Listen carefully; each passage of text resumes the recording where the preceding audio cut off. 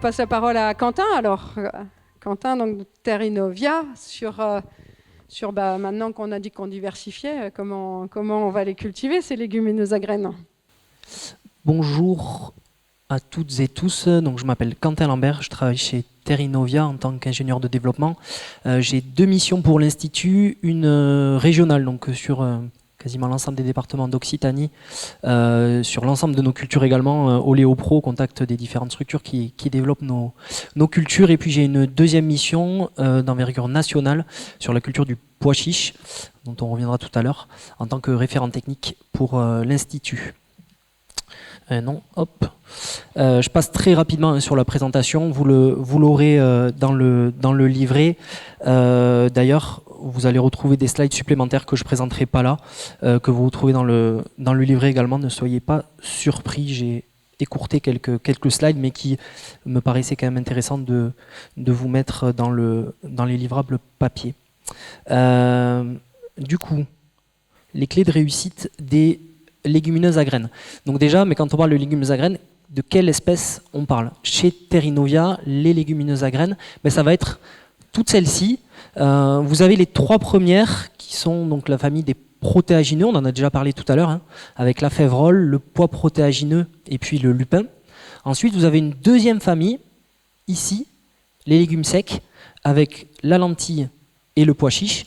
Et puis enfin, un oléagineux qui fait partie de la famille des légumineuses à graines, qui est le soja. Pour les trois premières, on va être majoritairement aujourd'hui sur de l'alimentation animale. Les deux suivantes, les légumes secs, on en a parlé tout à l'heure, notamment durant la table ronde, on est sur l'alimentation humaine. Et puis le soja peut répondre à différents débouchés. Et c'est toujours pas mon pointeur, je pense que je vais le poser quand j'en aurai pas besoin. Toutes ces espèces, elles ont plein d'intérêts à l'échelle du système. C'est pas l'objet aujourd'hui d'en parler, mais je vous ai un peu remis tout ce qu'on peut attendre de nos légumineuses à graines dans le système. Donc c'est un large panel de cultures et il va falloir bien les positionner dans les systèmes parce que chaque culture ne peut pas répondre à tous les enjeux en fonction des pédoclimats, etc. Je vais prendre des cas concrets, je ne vais pas vous reprendre toutes les espèces ici, je vais prendre des cas concrets pour illustrer un petit peu la maîtrise d'itinéraires techniques pour la réussite de chaque espèce dans les rotations des producteurs. Et je vais donc retenir le pois protéagineux, le soja, le pois chiche et enfin la lentille. Déjà, quelques règles globales d'intégration des légumineuses à graines dans les systèmes. Je vous parlais à l'instant, toutes ces espèces ne peuvent pas se retrouver dans toutes les rotations, dans toutes les régions. Je parlais du lupin, par exemple, que je n'ai pas retenu pour cet après-midi. Le lupin, on a des caractéristiques pour la réussite, notamment sur le calcaire actif, qui va limiter très fortement la présence de cette espèce dans les systèmes, notamment du sud-ouest. On parle du pois protéagineux, j'y reviendrai tout à l'heure, on a aussi des caractéristiques bien précises et j'y reviendrai. Ensuite, la règle d'insertion, elle va être à l'échelle du système sur le retour d'une même espèce ou de deux espèces de légumineuses, puisqu'elles peuvent être concernées par des maladies, les maladies telluriques, donc les maladies qui se conservent dans le sol. Et pour éviter d'avoir des problématiques de pathogènes, on va allonger le retour soit d'une même espèce ou soit de deux espèces de légumineuses. Ensuite, tant qu'à faire, on va profiter des bienfaits de cette légumineuse pour la culture qui va suivre. Forcément, le reliquat, c'est la première chose qui vient en tête, donc on va en profiter avec une culture qui va valoriser les unités d'azote qui vont rester dans le sol pour la culture qui suit. On en a parlé tout à l'heure avec le projet Cypre, une bonne alternance, une bonne diversité de cultures plutôt de type printemps, plutôt de type hiver. Et enfin, on a parlé des charges herbicides aussi à l'instant. On va éviter dans certains systèmes, dans certaines parcelles, où on sait que le stock semencier, le type de flore est trop diversifié, trop difficile d'intégrer des cultures où on a peu de levier de gestion, soit en chimie, soit en désherbage mécanique. Donc on ne va pas mettre à mal dès le départ des espèces qui ne seraient pas adaptées à un historique, et notamment un historique adventice. on en a aussi beaucoup parlé ce matin, j'y reviens pas, mais le débouché, la commercialisation et ou la contractualisation sont très très importantes pour valoriser la production que l'on va faire. Donc je commence par mon premier cas type avec donc le pois protéagineux. Le pois protéagineux, il pourra s'intégrer dans quel contexte? Donc je vais reprendre pour chaque espèce la même construction de slide. On va reprendre 3 types, le type de sol, le climat et l'itinéraire technique. Notre pois protéagineux, aujourd'hui, on va plutôt le positionner sur des terres avec des réservitibles plutôt élevés. C'est une culture qui va demander à avoir de la disponibilité en eau et notamment au printemps. Et on sait que dans notre région, c'est des mois, donc les mois d'avril, les mois de mai, pendant la floraison et puis le remplissage des graines et dans les gousses, on peut avoir des problématiques de réserve facilement utilisables. On va éviter des terres hydromorphes pendant l'hiver. Toutes les légumineuses à graines, ça reviendra pour chaque légumineuse à graines, toutes les légumineuses sont sensibles à l'hydromorphie hivernale parce que ça va nuire à la symbiose, donc à la mise en place des nodosités. Et la mise en place des nodosités, elle est indispensable pour après l'alimentation azotée pendant la phase de construction du rendement. Pour le pois protéagineux qui va à la récolte être se retasser vers le sol, on va éviter des sols trop caillouteux avec trop de cailloux en surface. Et puis on va évaluer le risque aphanomycèse. Donc ça c'est un exemple par exemple des maladies telluriques que l'on peut retrouver et qui est commun à de nombreuses légumineuses à graines. Aujourd'hui, dans le sud-ouest, le risque aphanomycèse est plutôt globalement faible, mais ce n'est pas le cas dans le centre ou dans le nord de la France.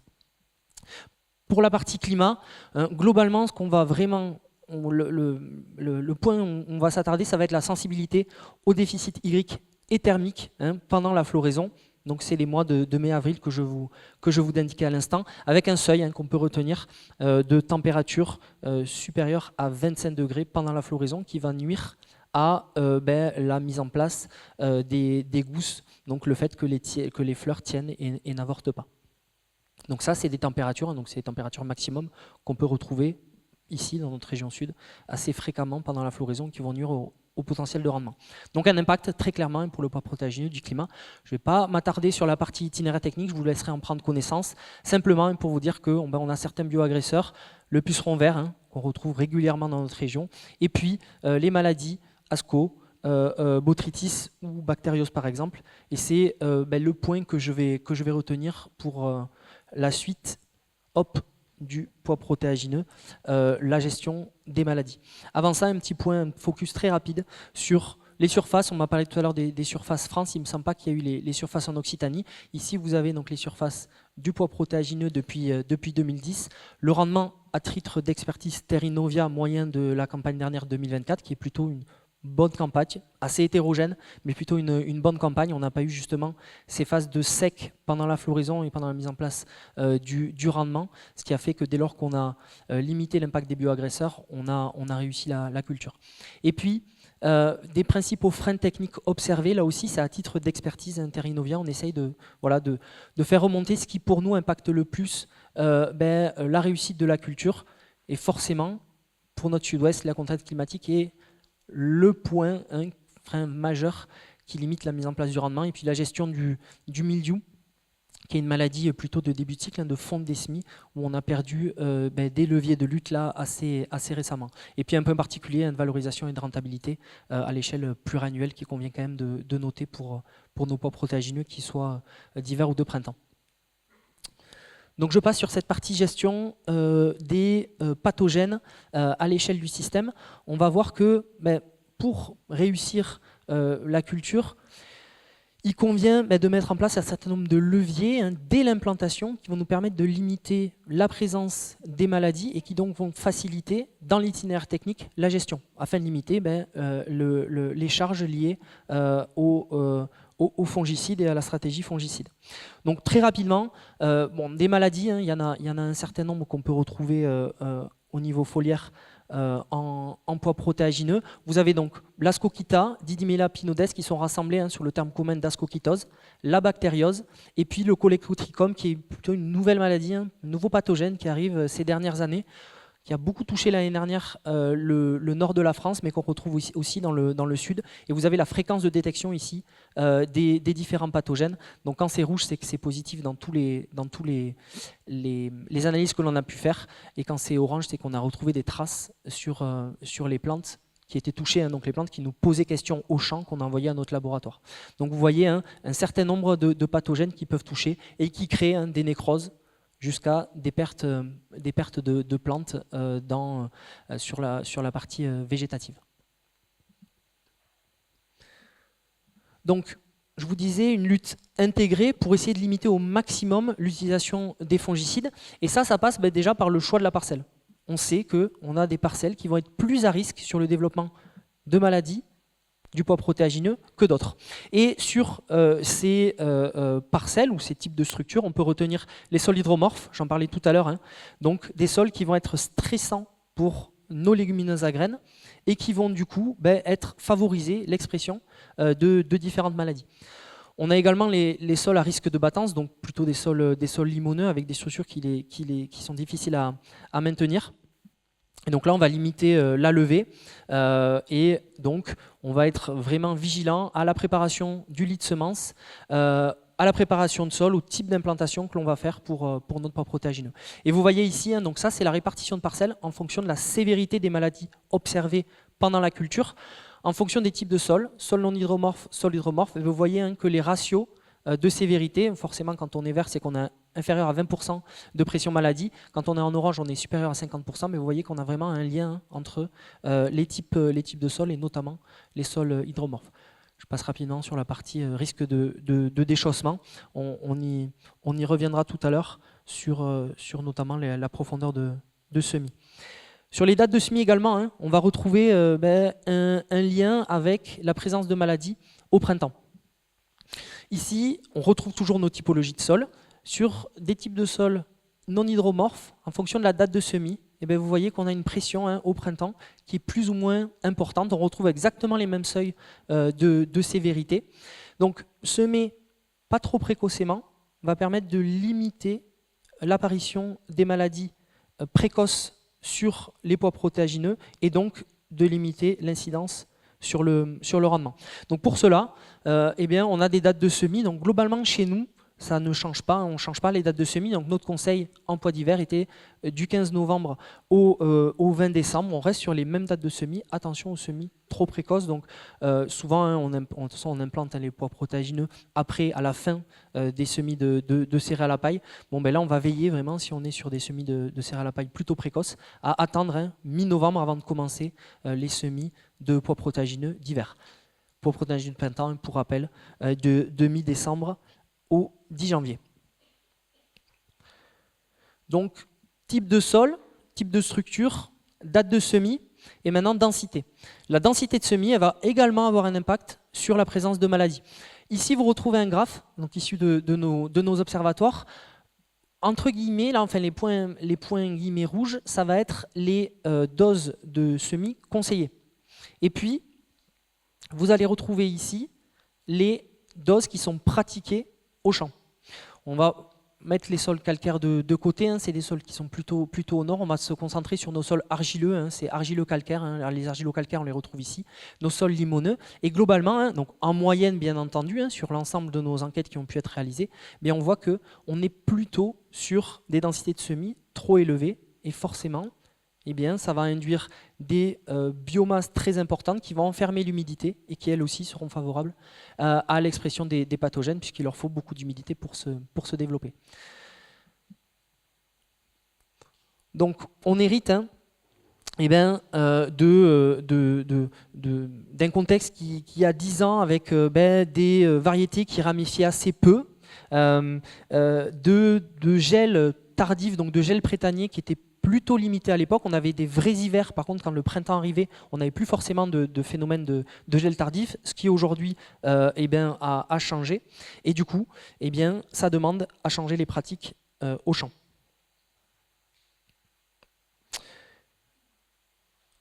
Ici, un peu un bilan de l'ensemble des éléments pour essayer de gérer au mieux les problématiques de maladies durant le cycle. Je ne vous ai pas parlé de la partie du choix de la variété qui est très importante également. On a certains critères qui permettent de limiter les stress qui vont engendrer la présence de maladies.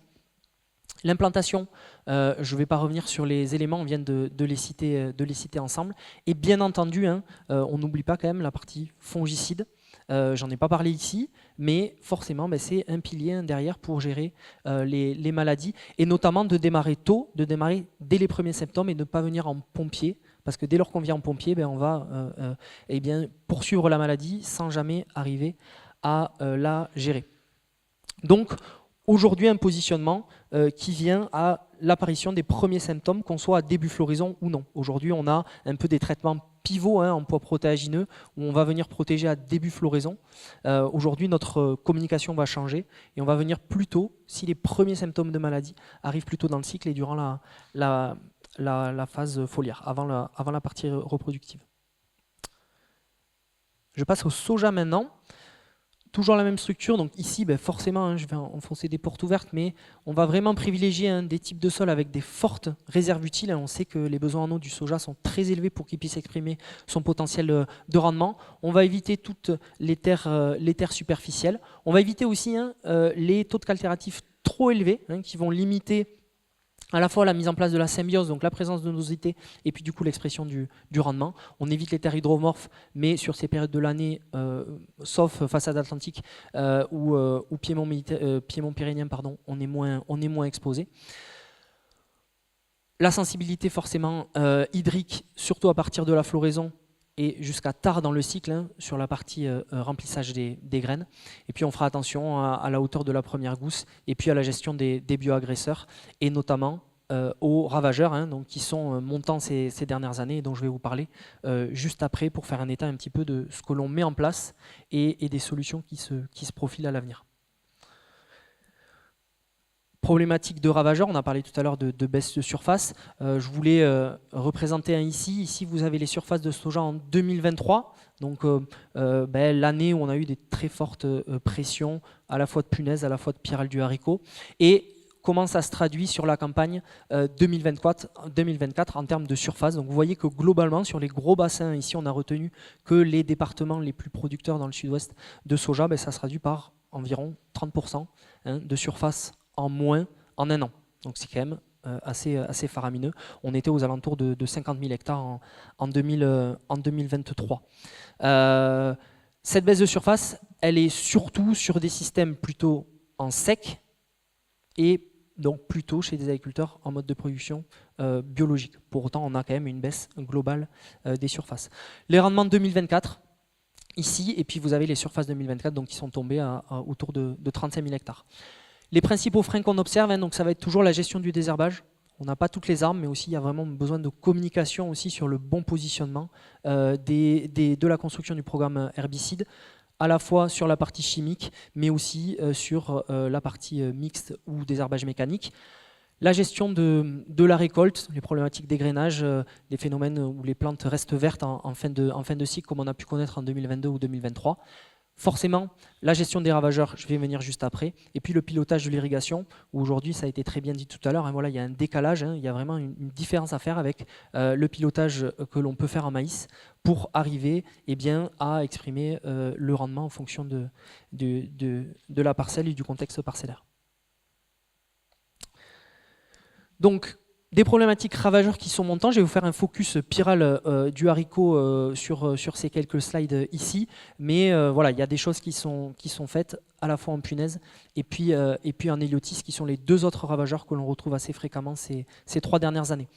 Donc, la pyrale du haricot, c'est un lépidoptère, c'est une petite chenille qui va se développer dans la gousse. Vous la voyez, vous la voyez certainement pas, mais en fait, elle est ici. Vous voyez, elle est toute petite là dans une gousse de soja. Ici, c'est en fin de cycle larvaire. Et puis, donc, elle va consommer les grains. Elle va souiller les grains et derrière, forcément, ça crée des pertes directes et des pertes indirectes. Pertes directes parce qu'on a une perte forcément de grains et indirectes parce qu'on va venir souiller à la récolte, on va avoir des problématiques de qualité des graines. Ici, vous avez le papillon à l'âge adulte et ici, vous avez des petits trous. Donc vraiment, la pyrale du haricot, c'est vraiment un petit trou sur la gousse. Elle ne va pas du tout consommer l'extérieur de la gousse et on va vraiment la détecter par ce petit trou. Globalement, historiquement, des premières attaques dans le sud-ouest de la France en 2003, des grosses attaques, donc forcément année de sécheresse, de chaud.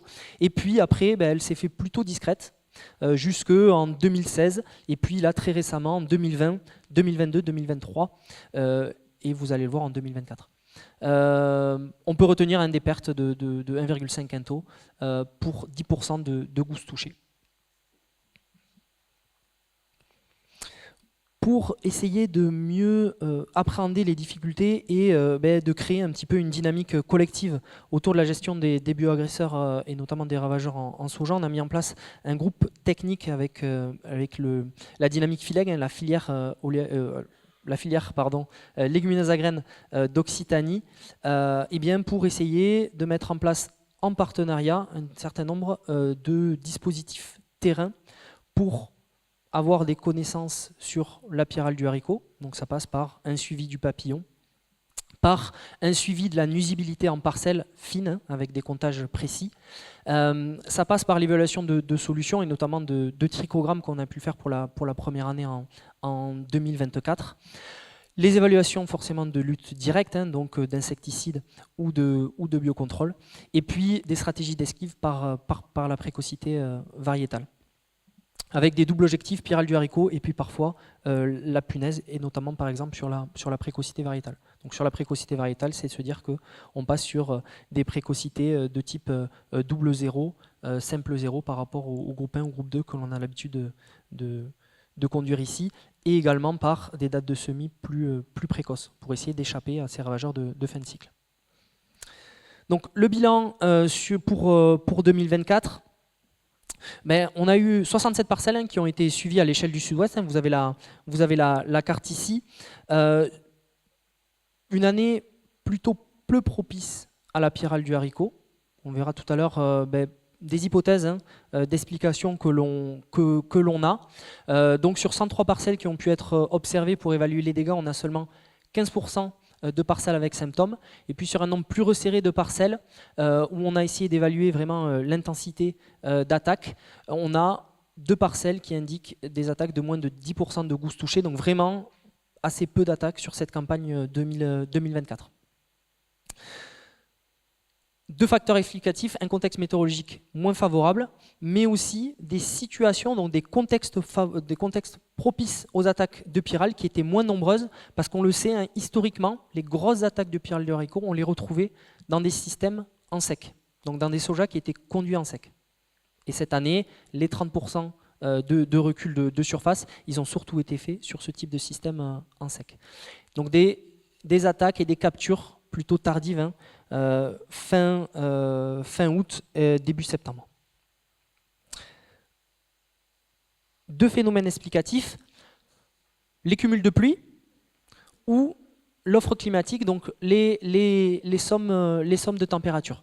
Donc très rapidement ici, vous retrouvez donc les cumuls de pluie sur la période bien sûr qui nous intéresse du cycle du soja, la campagne 2021, 2022, 2023, 2024 et la campagne 2003. Donc 2003, les premières attaques massives, comme je vous le disais, de pyrale du haricot dans le sud-ouest, on la retrouve ici, donc une année à très forte pression. 2022, vous l'avez retrouvé ici, une année à très forte pression. Et puis notre année 2024 qui est ici, qui est entre les deux et qui pour autant est une année où on a eu peu de pression.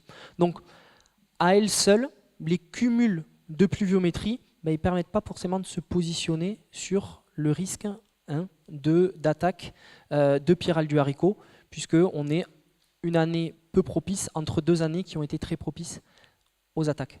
Par contre, si on regarde donc à la fois les cumuls de pluie, mais surtout les sommes de température, toujours sur la période qui nous intéresse, donc du 20 juin au 10 septembre, on voit que les années à forte attaque, on les retrouve plutôt en haut ici, donc sur des sommes de température très élevées, donc plutôt sur des années très chaudes. Ici, vous retrouvez 2021, très peu d'attaques, et puis la campagne 2024, on la retrouve ici, et également très peu d'attaques. 2022, 2023 et 2003 sont les 3 années où on a eu plus d'attaques de Piral du haricot. Donc on a déjà un faisceau d'indices un petit peu sur le fait d'avoir des années chaudes qui soient propices au vol et aux pontes dans les sojas.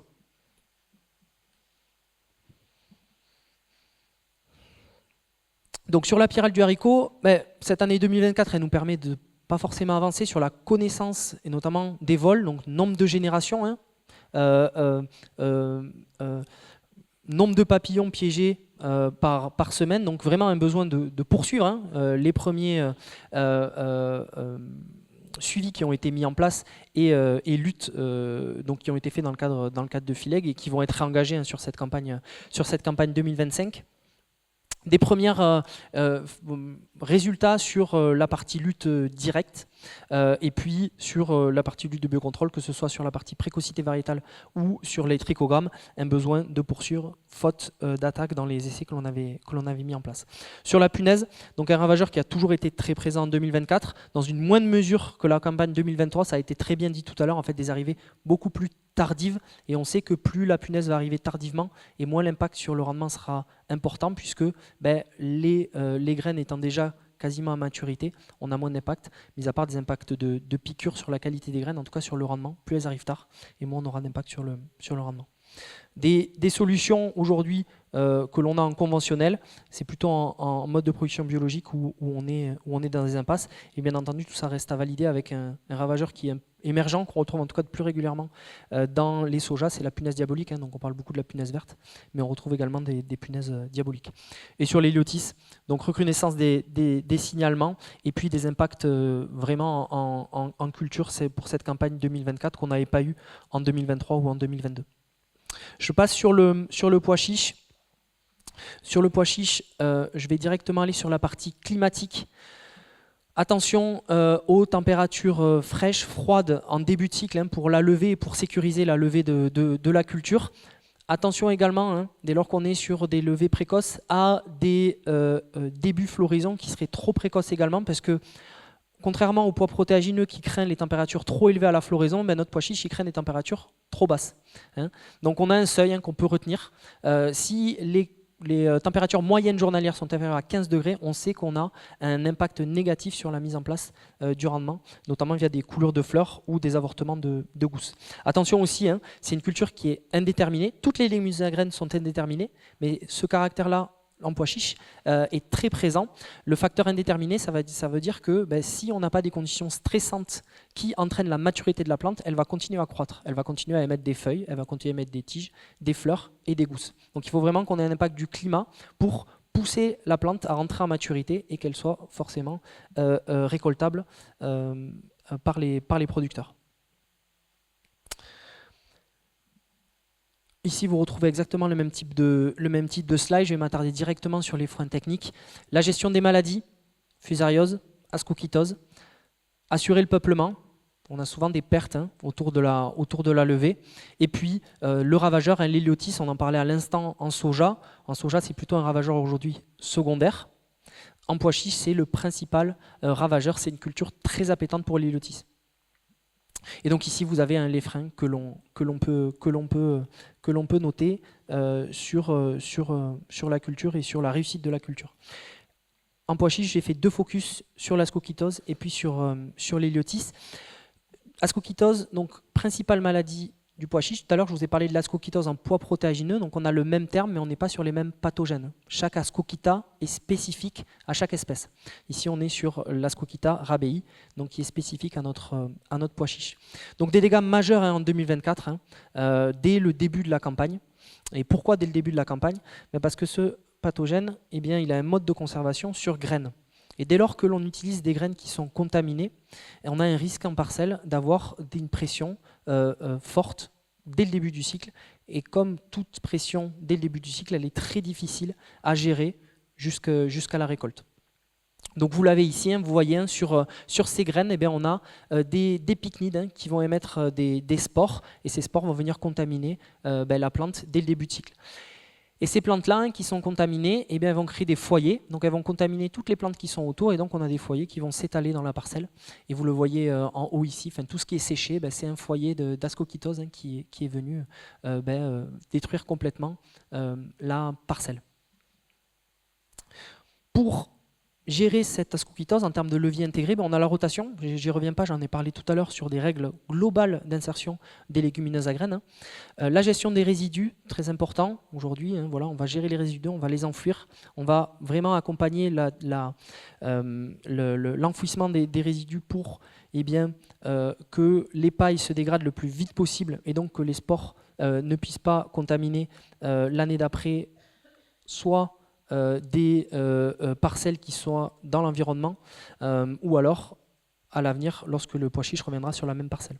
Les variétés, bien entendu, le choix variétal il est très important. Aujourd'hui, on évalue la tolérance des variétés de pois chiches. On n'a pas aujourd'hui de communication là-dessus parce que finalement, le travail des semenciers est encore à faire puisqu'on a des variétés disponibles à ce jour qui ont la même tolérance, on va dire, à l'ascochytose et qui est plutôt, on va dire, faible par rapport aux races que l'on peut avoir sur le territoire.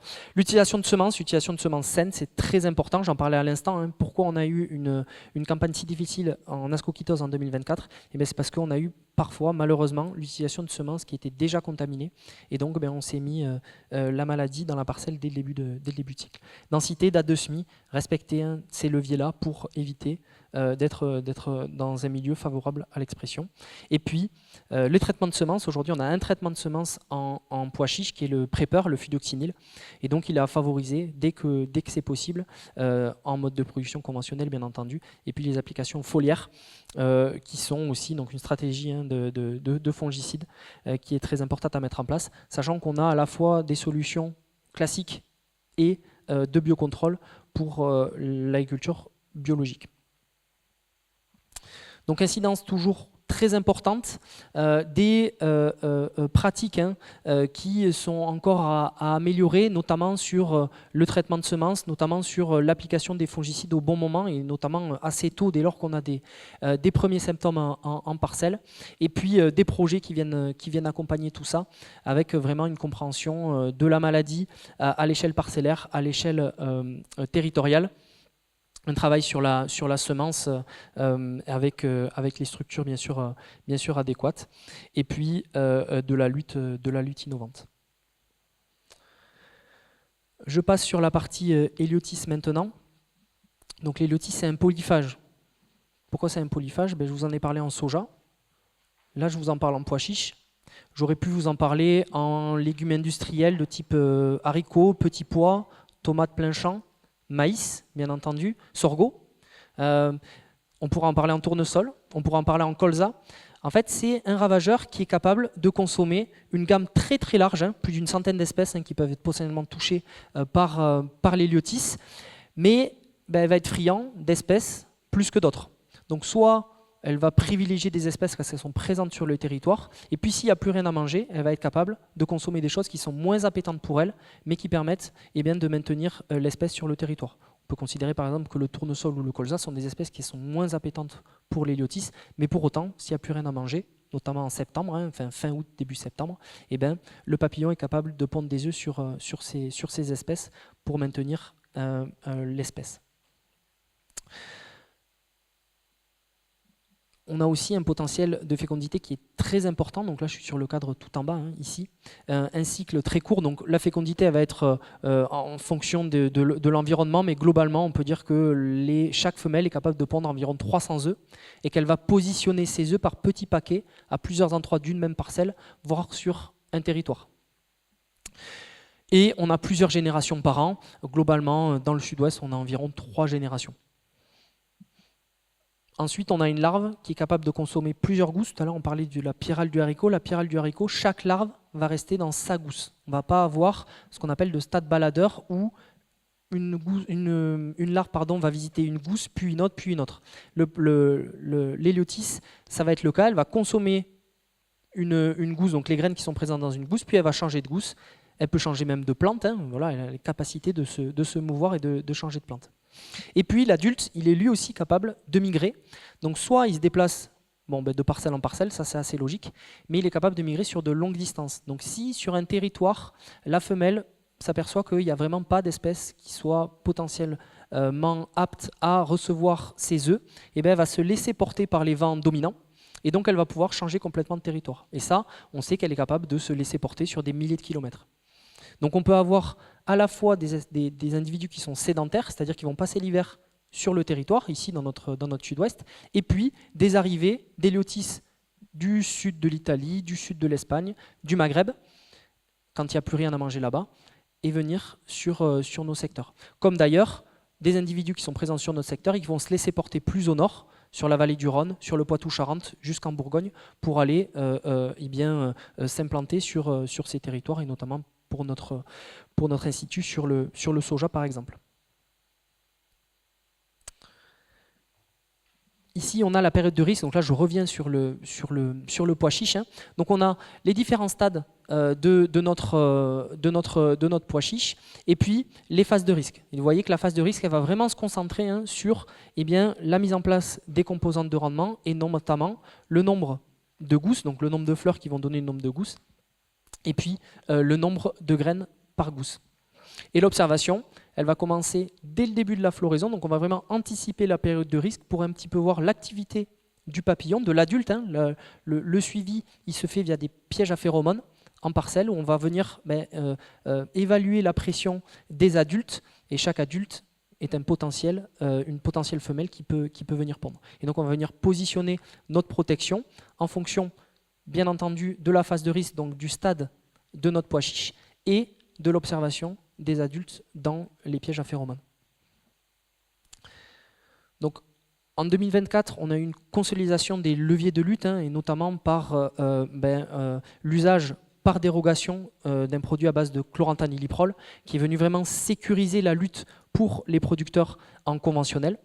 On a aussi des formalisations d'actions cibles héliotis à moyen terme, et notamment qui passent par le Parsada accompli. Vous avez certainement entendu parler des guichets Parsada. Et donc il y a un Parsada qui s'est monté en pluri-filière, donc avec 15 productions qui représentent 7 filières, et qui est animé par l'UNILET. Et donc qui vise à mieux comprendre les connaissances, les vols d'héliotis à l'échelle française, et puis bien entendu d'essayer de trouver des solutions innovantes pour gérer ce ravageur à l'avenir. Parfait. Et je finirai du coup par la lentille. Hein. Vous retrouvez toujours la même chose, le petit contexte. Donc dans quel contexte elle peut s'implanter? Ici, on va toujours éviter les sols hydromorphes, sur la partie type de sol. On va éviter les sols à bonne réserve utile. Alors là, attention, ça veut tout et rien dire. C'est qu'à l'échelle française, on va éviter les sols à bonne réserve utile. Attention chez nous, sur des sols à trop faible réserve utile, on va dans le mur forcément, puisqu'on le verra tout à l'heure, on a des risques dès lors que les printemps sont chauds et secs, de non-récolte et de non-expression du rendement. Pourquoi on dit à l'échelle France d'éviter des sols à trop forte réserve hydrique? Parce que si on est sur des sols à trop forte réserve hydrique, on va avoir un développement de la lentille de façon foliaire, sans mise en place de gousses et de graines. Et dès lors qu'on a un trop fort développement, on a des risques de verse. J'y reviendrai tout à l'heure avec quelques slides à ce sujet. Et dès lors que on a des risques de verse, on a des maladies qui peuvent se mettre en place, qui vont être défavorables au rendement, et puis ça complique bien entendu la récolte. Les besoins en offre climatique, donc voilà, très sensible au stress hydrique, à floraison et au remplissage. Attention au risque de gelée, notamment sur sa phase végétative. Donc là, on a un seuil à moins 10 degrés. Aujourd'hui, c'est aussi des choses que l'on teste en lentilles. Donc ça, c'est assez nouveau. C'est des semis précoces, plus précoces que l'on peut le faire aujourd'hui, type pois de printemps par exemple, pour éviter les stress hydriques à floraison. Et je ne repasse pas sur la partie ITK. On a des problématiques, notamment des problématiques dues à la bruche ou dues aux maladies, botrytis ascochytose ou fusariose par exemple. La lentille, donc là on est sur pas les mêmes échelles par rapport aux espèces qu'on a pu voir jusqu'à présent. Donc on est sur 2400 hectares en 2023. Oui, je ne vous ai pas dit pour pois chiches et lentilles, on est sur cette surface 2023 parce qu'on n'a pas encore les surfaces de l'année 2024. Par contre, je vous ai mis à chaque fois les rendements de 2024. En lentilles, l'année dernière, c'est plutôt une bonne campagne. On est aux alentours de 10 quintaux. Attention, je parle en brut, hein. Je ne parle pas en trié et commercialisé. Et vous avez ici les surfaces de lentilles. Donc on est plutôt sur une phase en perte de vitesse de lentilles dans le sud-ouest.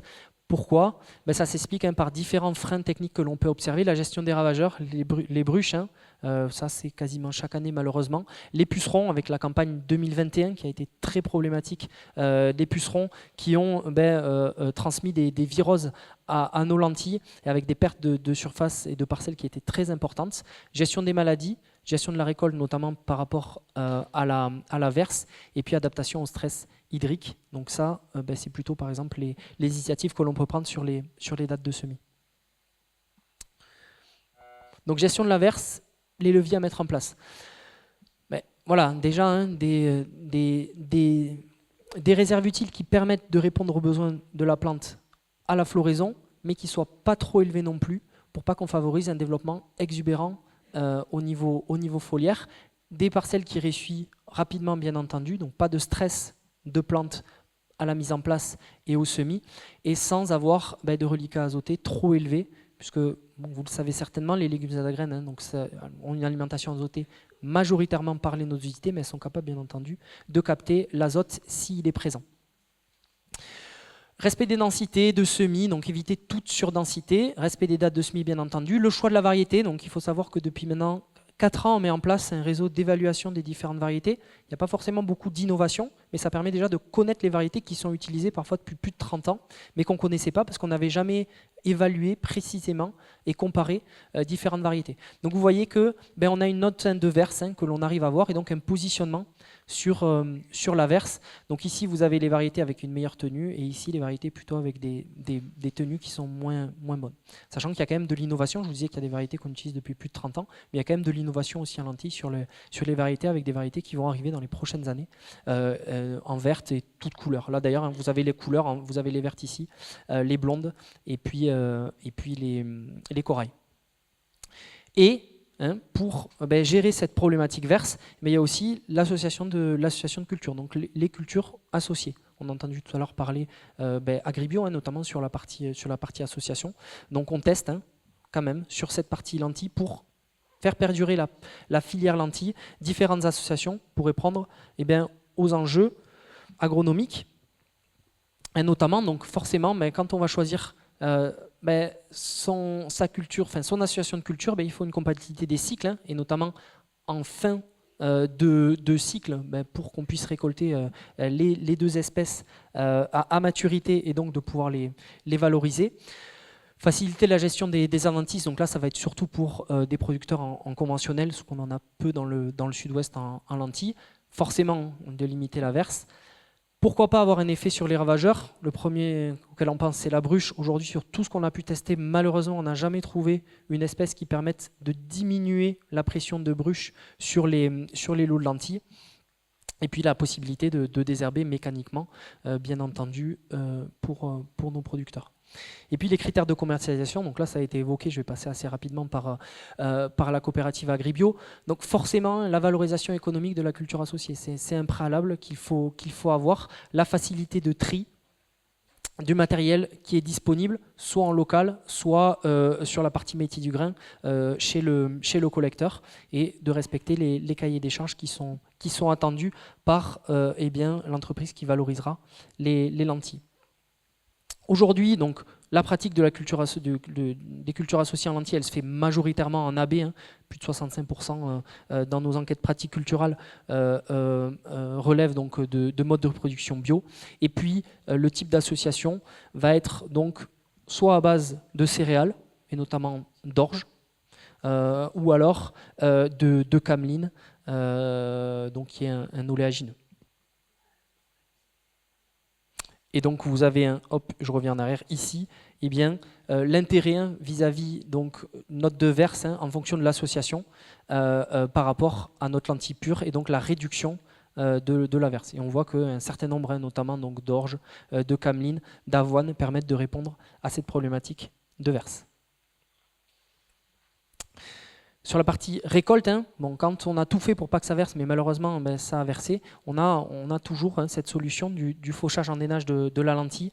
Donc je vais passer très rapidement ici, mais ça permet de sauver parfois une parcelle que l'on ne pourrait pas récolter de façon classique, donc de dédoubler la récolte. Ça engage des frais supplémentaires bien entendu, mais ça peut permettre parfois de sauver la production qui est en place.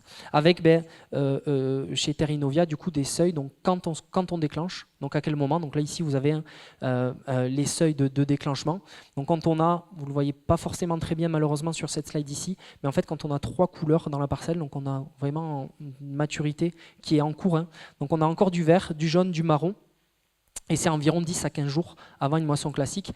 Attention bien entendu aux conditions climatiques qui vont suivre le fauchage de notre lentille. On n'est pas sur un colza par exemple où l'andenne ne repose pas sur le sol. Ici tout va reposer sur le sol, donc si on a des grosses pluies qui suivent, on va avoir un pourrissement et des risques de maladie. Et donc ça, vous retrouvez une fiche technique dédiée au fauchage en drainage de lentilles sur notre site internet. Donc les clés de la réussite des lags, ici je vous ai forcément pris quelques exemples, forcément il manque plein de choses sur la maîtrise des itinéraires techniques, mais ça aurait été beaucoup trop long de passer en revue l'ensemble des espèces et puis les clés de réussite de l'itinéraire technique. Donc ça fait appel forcément à des thématiques qui sont multiples, l'ITK, le climat, le sol, bien entendu du suivi cultural, de la formation, c'est un préalable qui est très important d'avoir pour la réussite de nos cultures. Et Terra Innovia, l'Institut vous accompagne pour cela, sur la maîtrise des itinéraires techniques, donc avec un certain nombre de livrables que vous pouvez retrouver. Des formations, donc formations dans le cadre de FILEG par exemple, donc pour l'ensemble des structures adhérentes à l'association, on a des formations que l'on met en place et donc qui vont avoir lieu très prochainement et de façon gratuite, des webinaires que vous retrouvez très régulièrement, nos guides techniques bien entendu. Et puis pour l'actualité, donc vraiment quand on est en plein cœur du suivi de la culture, des newsletters, des articles dans différents journaux agricoles, les réseaux sociaux et notre site internet bien entendu. J'en ai terminé. Merci Quentin. Est-ce qu'il y a des questions techniques, comment on fait ?